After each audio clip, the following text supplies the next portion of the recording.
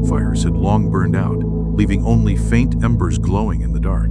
A chorus of crickets filled the heavy night air as the campers lay in their bunks, but not everyone was asleep.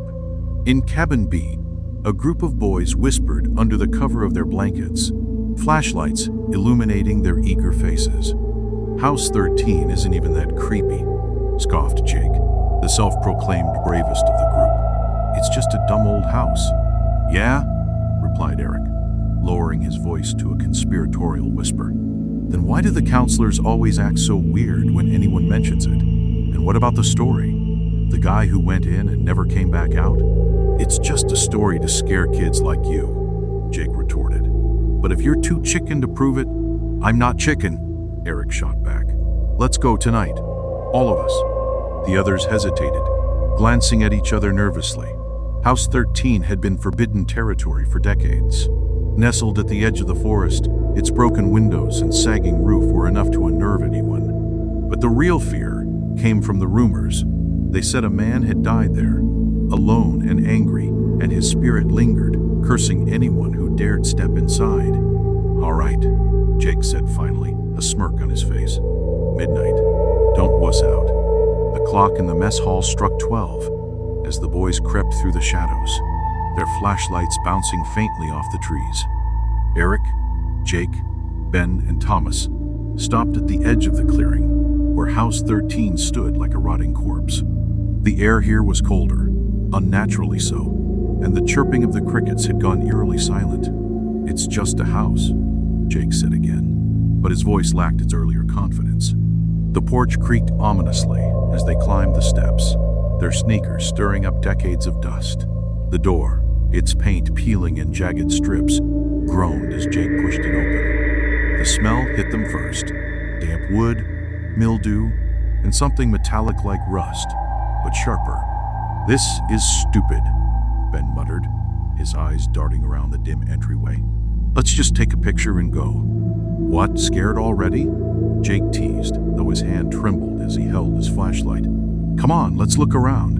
The floorboards protested under their weight as they ventured deeper into the house. Faded wallpaper hung in shreds, and furniture lay toppled and broken. The air was thick, almost suffocating, and every sound, every step, every creak seemed amplified in the oppressive silence. "What's that?" Eric whispered, pointing to a dark stain on the floor. It spread out in jagged lines, soaked deep into the wood. "It's just water damage," Jake said, but his voice cracked. "Looks like blood," Thomas murmured, his face pale. "Old blood." Suddenly, there was a loud crash from upstairs. All four boys froze, their breath caught in their throats. They stared at the ceiling, where the sound seemed to echo endlessly. "It's probably just the wind," Jake said, though his voice was barely audible. "Or like a raccoon or something." "We should leave," Ben said firmly, already backing toward the door. But Jake shook his head. "No way. We came here to prove there's nothing to be scared of. Let's check it out." Against their better judgment, the group ascended the staircase, each step groaning under their weight. At the top, the hallway stretched out in both directions, cloaked in shadows. A faint, noisy, rhythmic tapping came from the far end. "Who's there?" Jake called, his voice shaky. The tapping stopped. The silence that followed was unbearable. "Maybe it's..." Eric began, but the words died in his throat as the door at the end of the hallway slammed shut with a deafening bang. "Run!" Ben yelled, but the hallway seemed to stretch endlessly as they turned to flee. Their flashlights flickered, and the air grew icy. The walls appeared to ripple, the peeling wallpaper twisting into grotesque shapes. Eric tripped and fell, his flashlight skittering across the floor. As he scrambled to his feet, he saw something out of the corner of his eye. A figure pale and gaunt, with hollow eyes that seemed to stare straight through him, stood at the end of the hall. "Go!" Jake shouted, pulling Eric to his feet. They barreled down the stairs, the figure's footsteps echoing behind them, though none of them dared to look back. The front door slammed shut just as they reached it. Ben screamed, pounding on the wood, but it wouldn't budge. "The window!" Thomas yelled, pointing to the shattered pane beside the door. One by one, they scrambled through, cutting their hands and arms on the jagged glass. The moment their feet hit the ground, the house let out a deep, guttural groan, as if it were alive. They ran without looking back, the air around them filled with whispers and faint laughter. When they finally reached the safety of their cabin, they bolted the door and collapsed on the floor, gasping for breath. The end of the hall, its hollow eyes and twisted grin. The next morning, the counselors found them huddled together, pale and shaken. When asked what happened, they said nothing. But when they passed House 13 later that day, they noticed something new. The door was open, swinging gently in the breeze, and in the dust on the porch, a single word was scrawled in jagged letters: "Stay."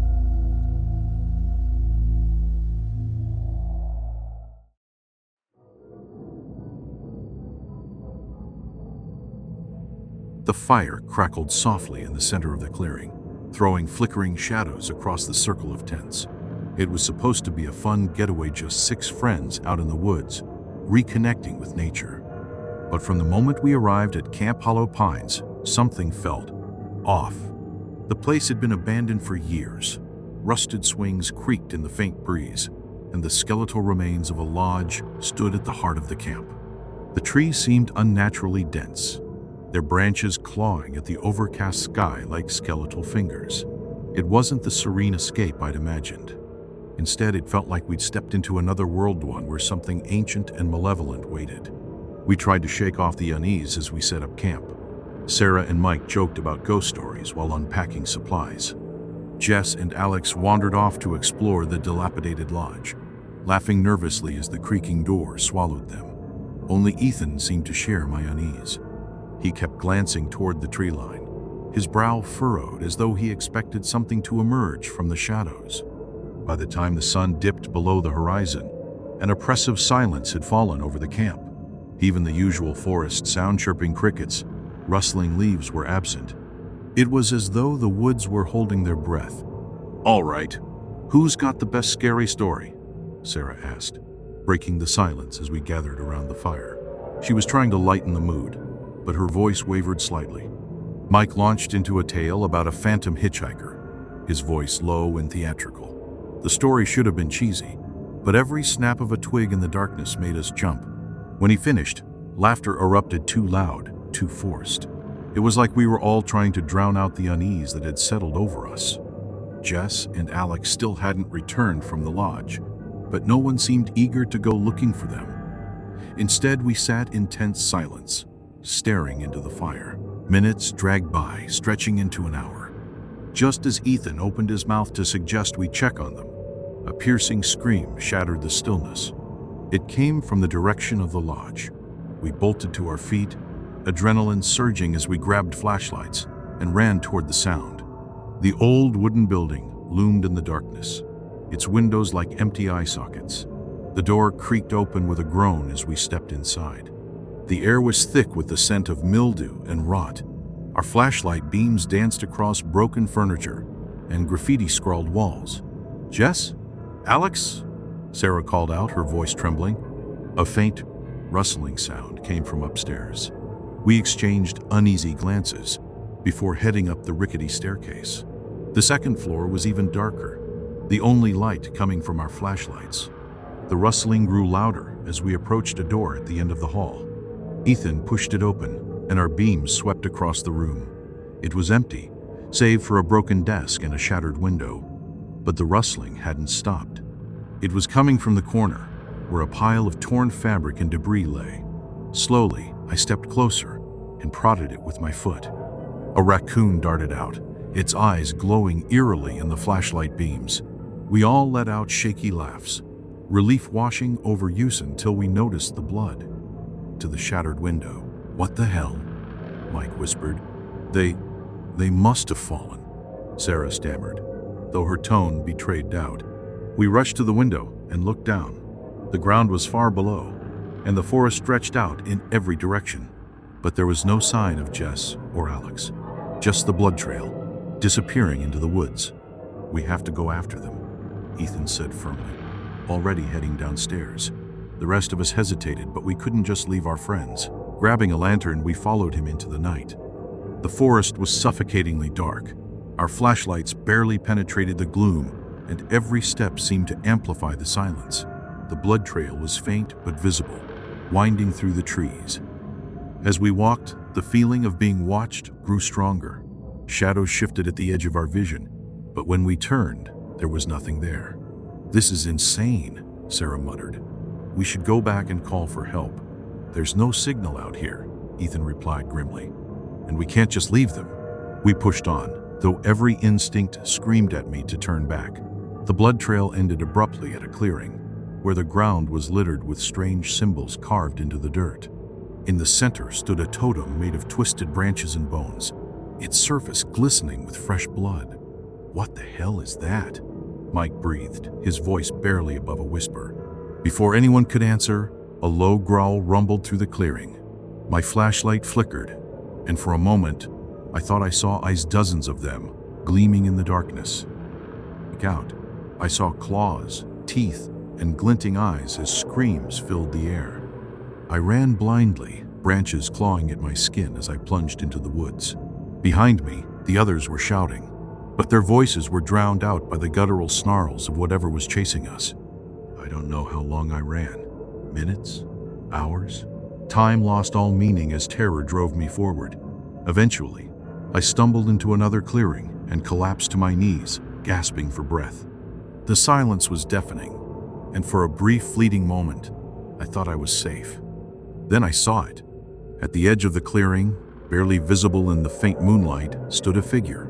It was tall and thin, its limbs unnaturally long, its head tilted unnaturally to the side as it watched me, unblinking. My breath caught in my throat as it stepped forward, and I realized it wasn't alone. More figures emerged from the shadows, surrounding me in a tightening circle. I screamed, but the sound was swallowed by the night. The last thing I saw before everything went dark was their faces twisted, hollow, and impossibly familiar. Jess and Alex were among them.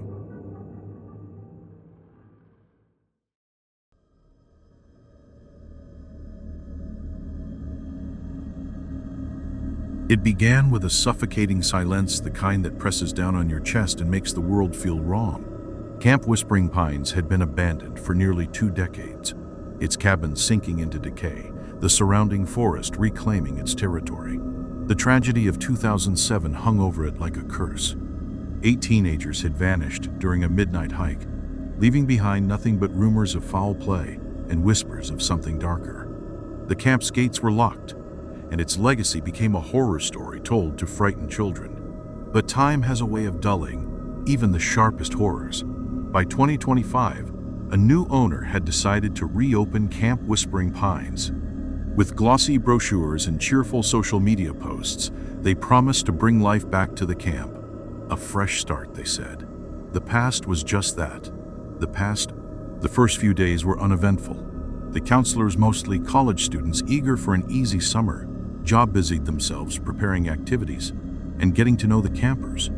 The woods felt alive, the lake shimmered, and the air carried the sweet scent of pine. Even the local legends seemed to lose their bite in the sunlight. But when the sun dipped below the horizon, the camp changed.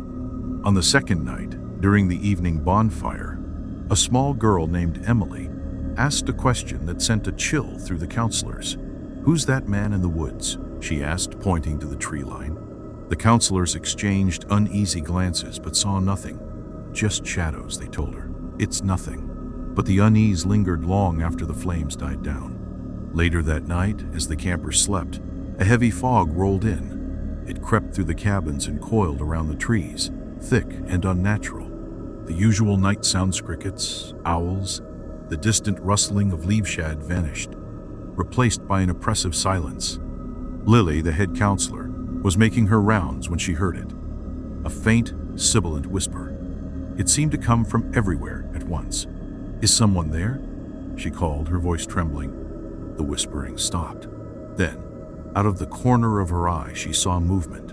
Turning her flashlight toward the woods, she caught a glimpse of a figure tall and gaunt, its features obscured by the fog. Her flashlight flickered and went out, plunging her into darkness. When it came back on, the figure was gone, but the feeling of being watched remained. The next morning, Lily told the others what she had seen. Most dismissed it as a trick of the fog, but Ben, a history major and self-proclaimed skeptic, looked uneasy. He had spent time researching the camp's history and knew details the others didn't. The night those kids disappeared, he said, there were reports of strange lights in the sky. Animals were found dead, their bodies twisted like something had played with them. That evening, the fog returned, thicker than before. It swallowed the lake, the trees, and the cabins, muffling sound and distorting light. During a head count, the counselors discovered one camper missing, Max, a quiet boy who loved exploring. They split into pairs and began searching, their flashlights cutting weak beams through the fog. Ben and Rachel found Max standing by the lake, his back to them, staring into the water. His body was rigid, and his head tilted unnaturally to one side. When they called his name, he didn't respond. As they approached, they saw something floating near him, a crude, human-shaped figure made of sticks, bound with red string. Carved symbols adorned its surface, and a faint, low hum seemed to emanate from it. "Max," Rachel whispered, her voice cracking. "Come back to the cabin." Max turned slowly, his eyes blank and unseeing. His lips moved, forming words they couldn't hear. Then, as if waking from a trance, he gasped and collapsed into their arms. "They're coming," he mumbled. "They're already here." Over the next few days, the camp descended into chaos. Strange symbols began appearing on the cabin walls, carved deep into the wood. Supplies vanished, only to reappear in grotesque arrangements. A pile of shoes stacked in a pyramid, or a circle of flashlights pointing toward the sky. The whispers grew louder, more insistent, and the figures in the fog became bolder, their shapes lingering at the edge of vision. The counselors tried to maintain order, but fear had taken hold. Emily, the girl who first noticed the figure in the woods, began drawing pictures of the shadowy forms. In each one, they were closer to the cabins. The breaking point came during a camp-wide game of hide-and-seek. When the game ended, one camper, a boy named Jordan, was missing. The search led them deep into the woods, where they found him crouched beneath a tree, his fingers clawing at the dirt. His nails were bloody, his face streaked with tears. "They're under us," he sobbed. "They've always been under us." That night, the counselors decided to evacuate. They loaded the children onto buses, desperate to leave before whatever haunted the camp could strike again. But as the buses pulled away, the fog thickened, swallowing the vehicles whole. The engines sputtered and died, and the whispers returned, louder and more menacing. Figures emerged from the fog, their forms impossibly tall and angular, their eyes glowing faintly. The counselors formed a protective circle around the campers, but it was hopeless. The figures moved closer, their whispers rising to a deafening crescendo. By dawn, the buses were found abandoned at the edge of the woods, their interiors marked with symbols carved deep into the seats and walls. No trace of the campers or counselors remained. Camp Whispering Pines was sealed off, left to rot under the weight of its horrors. Locals say the forest is cursed, that the whispers can still be heard on foggy nights. Some claim to see shadowy figures watching from the trees, waiting for the camp to open once more.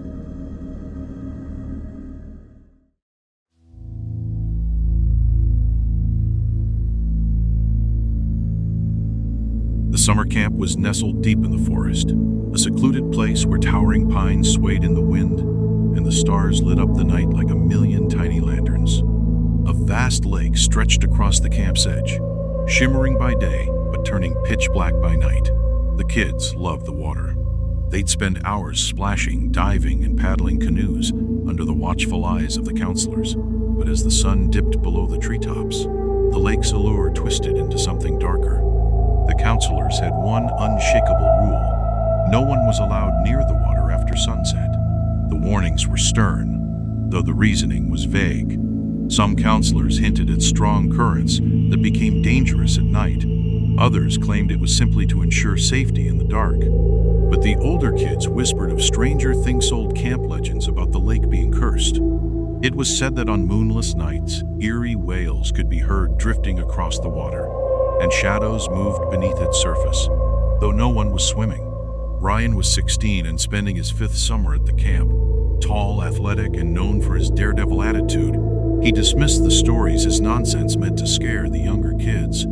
He'd never heard the whales himself, though some of his cabin mates swore they had. To Ryan, the lake was just a lake, and rules were meant to be broken. One humid July evening, the counselors called lights out after a long day of activities.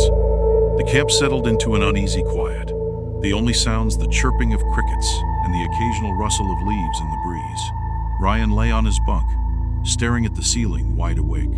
His cabin mates had already drifted off, their snores filling the room. Then faintly he heard it, a soft, high-pitched sound, almost like a child crying. He sat up, his heart beating a little faster.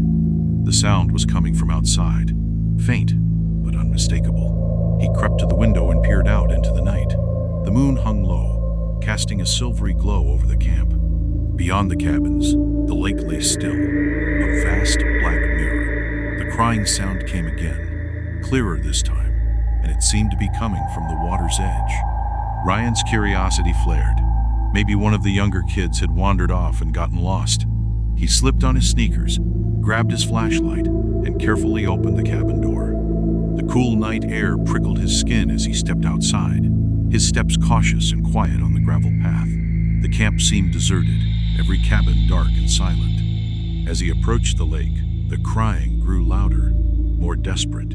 It wasn't the sound of someone sobbing, it was sharp, almost like a wail, and it sent shivers down his spine.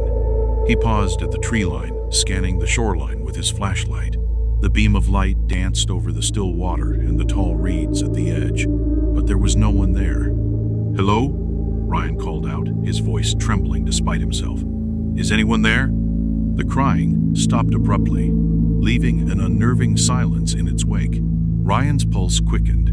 He took a hesitant step forward, his sneakers crunching softly on the gravel. The air felt heavier now, as though the atmosphere itself were pressing down on him. Suddenly, there was a splash. Not a small ripple, but a loud, forceful splash, like something heavy had been thrown into the water. Ryan whipped his flashlight toward the lake, the beam quivering as his hand shook. The water's surface was rippling violently, though he could see no source for the disturbance. "Who's out there?" he demanded, his voice cracking. There was no reply, just the eerie sound of the ripples lapping against the shore. He scanned the area again, feeling the hairs on his arms stand on end. Then he noticed something. Just beyond the edge of the flashlight beam, a figure stood knee-deep in the water. It was barely visible, a dark silhouette that seemed unnaturally still. "Hey!" Ryan shouted, his fear giving way to a burst of anger. "What are you doing out there? It's not safe!" The figure didn't move. It didn't even seem to acknowledge him. Ryan hesitated, debating whether to approach or retreat. Then the figure took a step forward. Its movements were jerky, almost mechanical, and as it came closer, Ryan's flashlight illuminated its face. His breath caught in his throat. The figure was a boy, no older than 10, but his face was pale and sunken, his eyes black voids that seemed to swallow the light. Water dripped from his soaked clothes, but there was no sound of splashing as he moved. The boy opened his mouth, but no words came out, only that same high-pitched wail Ryan had heard earlier. Panic surged through him, and he stumbled backward, dropping the flashlight. It hit the ground and rolled, casting wild, erratic beams across the lake. When he looked back, the boy was gone. The water was calm again, as if nothing had happened. Ryan didn't wait to see if the figure would reappear. He turned and sprinted back toward the cabins, his heart pounding so hard it felt like it might burst. As he ran, he could swear he heard footsteps behind him, wet and slapping against the ground. But when he glanced back, the path was empty. He burst into his cabin, slamming the door behind him and waking his bunkmates. "What the hell, man?" one of them groaned, rubbing his eyes. Ryan didn't answer. He just stood there, trembling, his back pressed against the door. Whatever he had seen, whatever had been out there by the lake, he knew one thing for certain. The counselor's warnings weren't just campfire tales. Something was out there, and it wasn't human. The next morning, Ryan was silent at breakfast, pushing his scrambled eggs around on his plate, while the other campers laughed and chatted. The bright sunlight streaming through the windows felt alien, too cheerful to belong to the same world as the horrifying events of the previous night. Ryan's bunkmate, Luke, nudged him with an elbow. "You all right, man? You look like you saw a ghost." Ryan froze for a second, then forced a laugh. "Just didn't sleep well," he muttered, avoiding Luke's eyes. What he thought he'd seen. The day dragged on, and Ryan found himself glancing toward the lake every chance he got. The water sparkled innocently under the sun, but he couldn't shake the image of the boy's pale, sunken face. By the time evening rolled around, his nerves were frayed. The counselors announced a campfire by the lake, complete with s'mores and ghost stories. Ryan felt his stomach twist. The last place he wanted to be was near that water, especially after dark. Still, he didn't want to draw attention to himself by skipping out. As the sun dipped below the horizon and the campers gathered around the roaring fire, Ryan sat on the edge of the group, his eyes darting between the flickering flames and the black expanse of the lake beyond. The counselors took turns telling spooky stories, their voices rising and falling dramatically as the kids leaned in, wide-eyed. But Ryan barely heard them. His focus was on the water, which seemed impossibly still. Then he saw it. A ripple, faint but unmistakable, disturbed the lake's surface. His breath caught, and he stared, willing it to stop. But the ripples grew, spreading outward as if something were moving just beneath the surface. Ryan's pulse raced. He glanced around, but no one else seemed to notice. "Ryan," one of the counselors called, snapping him out of his trance. "You look like you've got a story to share. Want to tell us something spooky?" Ryan opened his mouth to decline, but before he could speak, a scream tore through the night. It wasn't from the campers, it came from the lake. The same high-pitched wail he'd heard the night before. "Campfire forgotten. What was that?" someone whispered. The counselors exchanged uneasy looks. "Probably an animal," one of them said quickly, but their voice lacked conviction. The wail came again, louder this time, and the campers huddled closer together. Ryan stood up, his heart pounding. He couldn't just sit there. Something was out there, and it wasn't going away. Ignoring the shouts of the counselors, he grabbed a flashlight and started toward the lake. "Ryan, stop!" one of them yelled, but he didn't listen. He had to know what was causing the sound. As he reached the shore, the wailing stopped, replaced by an eerie silence. The flashlight beam danced across the water, but it revealed nothing unusual. Ryan stepped closer, the cold water lapping at his sneakers. He took a deep breath and shone the light farther out. Then, without warning, a hand shot up from the water. It was pale and skeletal, its fingers twisted unnaturally. Ryan stumbled back with a cry, tripping over a rock and landing hard on the ground. The hand disappeared beneath the surface, leaving the water eerily calm once more. The campers and counselors were rushing toward him now, their flashlights bobbing in the darkness. "Ryan, are you okay?" Luke shouted, kneeling beside him. Ryan could only nod, his eyes fixed on the lake. Whatever was in there, it wasn't finished, and neither was he. Over the next few days, the camp was on edge. The counselors tried to brush off the events as a mix of imagination and coincidence, but whispers spread among the campers. Late at night, Ryan would wake up in a cold sweat, certain he could hear faint footsteps outside his cabin or soft ripples on the lake. On his final night at camp, Ryan made a decision. He couldn't leave without answers. Armed with his flashlight and a sense of dread, he snuck out of his cabin, careful not to wake anyone. The forest was eerily quiet, the usual chirping of crickets conspicuously absent. As he approached the lake, his footsteps slowed. The water was still, reflecting the faint glow of the crescent moon. Ryan took a deep breath, his hands trembling as he shone the flashlight across the surface. For a moment, there was nothing, just the quiet lapping of the water against the shore. But then, a figure emerged. It was the boy, his empty eyes locked on Ryan, his pale hand reaching out. Ryan froze, unable to move. The boy's voice echoed in his mind, not spoken but felt a desperate plea. "Help me." Summoning his courage, Ryan stepped forward, the water soaking his shoes. "What do you want?" he whispered, his voice shaking. The boy's form flickered, as if it were a projection struggling to stay visible. "Trapped," the voice echoed again, and Ryan realized the boy wasn't the threat. Something else was. The shadows beneath the lake began to move. dark tendrils rising toward the surface. The boy's eyes widened in fear, and he gestured for Ryan to run. Ryan stumbled back, his heart racing as the tendrils reached for him. He turned and sprinted toward the cabins, the sound of the lake churning behind him. When he reached the safety of his bunk, he collapsed, gasping for breath. The next morning, the lake was gone. The counselors claimed it had always been a dry field, but Ryan knew better. Whatever had happened that summer, whatever force had haunted the lake, it wasn't over. The boy's face lingered in his mind, a silent reminder of the secrets the forest held. And deep down, Ryan knew he would never forget the wail of the lake.